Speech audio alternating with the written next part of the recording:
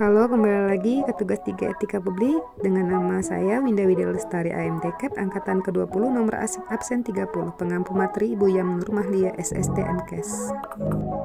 Baiklah, di sini kita akan membahas tentang etika publik.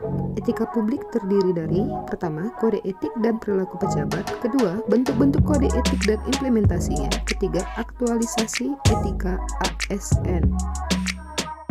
Etika terdiri dari beberapa pengertian.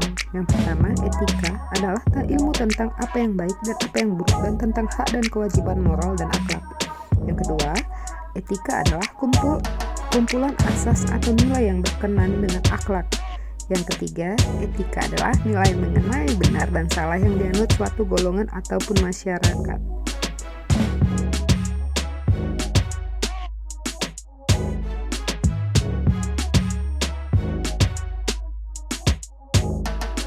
Pengertian etika itu sendiri adalah etika sebenarnya dapat dipahami sebagai sistem penilaian, perilaku serta keyakinan untuk menentukan perbuatan yang pantas guna menjamin adanya perlindungan hak-hak individu, mencakup cara-cara dalam pengambilan keputusan untuk membantu membedakan hal-hal yang baik dan yang buruk serta mengarahkan apa yang seharusnya dilakukan sesuai nilai-nilai yang dianut.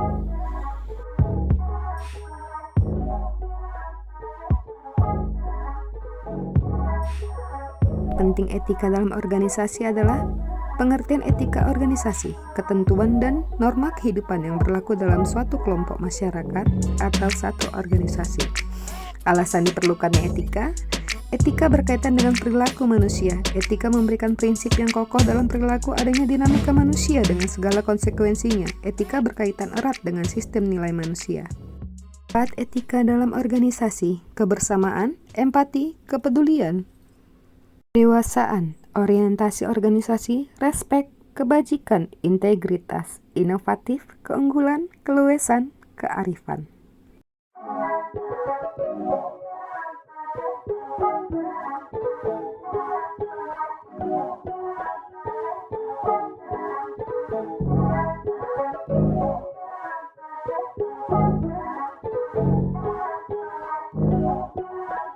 Nilai-nilai etika publik. Nilai-nilai etika yang disepakati bersama sebagai pola perilaku dikenal sebagai kode etik. Kode etik dirumuskan dalam rangka pencegahan terhadap kemungkinan perilaku yang tidak santun dan demi kepentingan organisasi.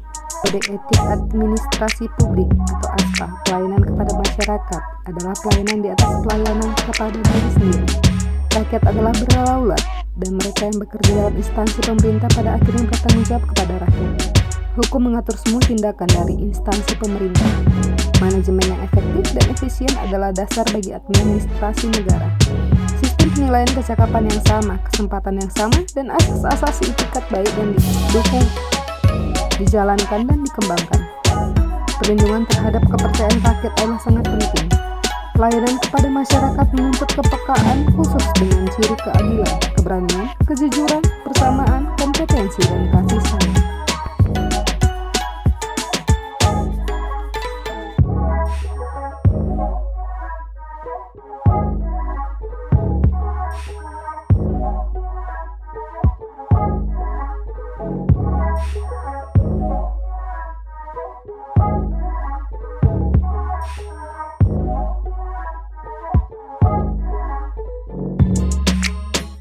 Pengertian kode etik adalah rumusan eksplisit tentang kaidah-kaidah atau norma yang harus ditaati secara sukarela oleh para pegawai di dalam organisasi publik.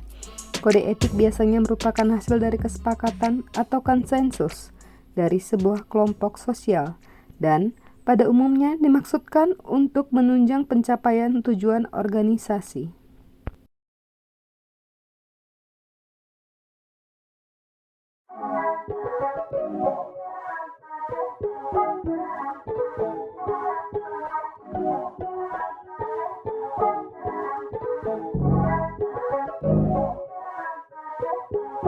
Adapun kode etik disusun pada Undang-Undang ASN Pasal 5, 12 Kode Etik dan Kode Perilaku Aparatur Sipil Negara.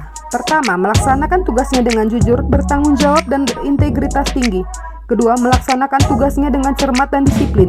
Ketiga, melayani dengan sikap hormat, sopan, dan tanpa tekanan. Keempat, melaksanakan tugasnya sesuai dengan peraturan perundangan yang berlaku. Kelima, melaksanakan tugasnya sesuai dengan perintah atasan sejauh tidak bertentangan dengan peraturan perundang-undangan dan etika pemerintah. Keenam, menjaga kerahasiaan yang menyangkut kebijakan negara. Ketujuh, menggunakan kekayaan dan barang milik negara secara bertanggung jawab, efektif, dan efisien. Kedelapan, menjaga agar tidak terjadi konflik kepentingan dalam melaksanakan tugasnya.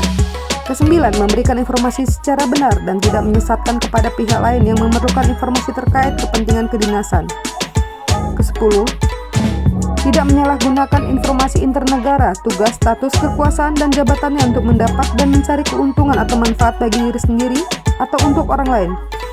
Ke-11, memegang teguh nilai dasar ASN yang selalu menjaga reputasi dan integritas ASN. Ke-12, melaksanakan ketentuan peraturan perundang-undangan mengenai disiplin pegawai ASN. Sebagai ASN, kita harus memegang teguh kode etik dan kode perilaku agar tugas terlaksana baik, dengan jujur dan bertanggung jawab, dan mempunyai integritas yang tinggi.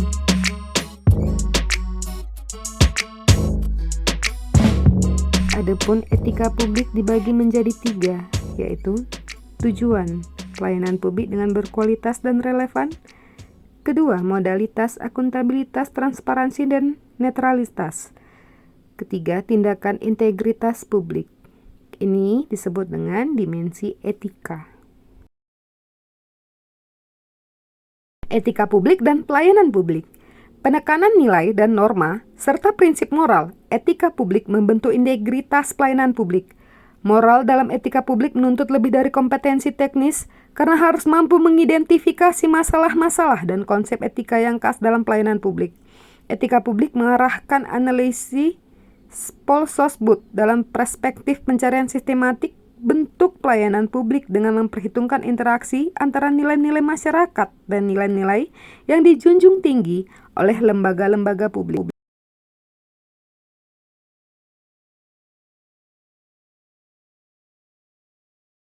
Berikut adalah video implementasi dari etika publik. Ialah melayani masyarakat tanpa pandang bulu, dengan hormat, cermat, dan tanpa tekanan.